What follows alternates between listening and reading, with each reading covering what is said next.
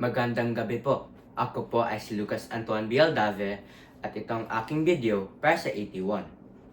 May tituri kong isyun palipunan ang kapangyarihan dahil nagdurusa ang mga mamamayan sa mga maling desisyon at pansariling interest ng mga tao na may hawak sa kapangyarihan.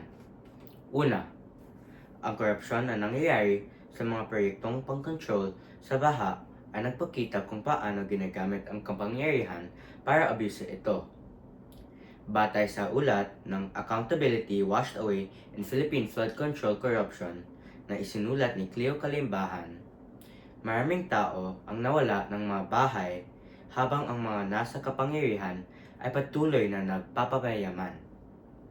Ikalawa, alinsunod kay Jennifer Oreta sa Inquirer.net, ang mga pampolitikong dinastiya ay pinapasa lamang ang mga posisyon sa sarili nilang pamilya at hindi binibigay ng pagkakataon ng ibang tao na tumatakbo sa posisyon.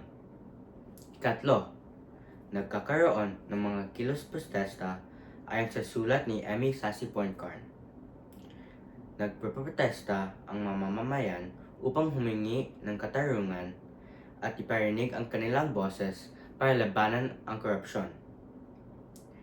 Mahalagang tingnan ang kapangyarihan hindi lamang bilang isang paksa sa paaralan, kundi bilang isang buhay isyung hinaharap ng lipunan. Dahil tayo rin ang magdudurusa sa kahirapan kung wala tayong gagawin. Salamat po!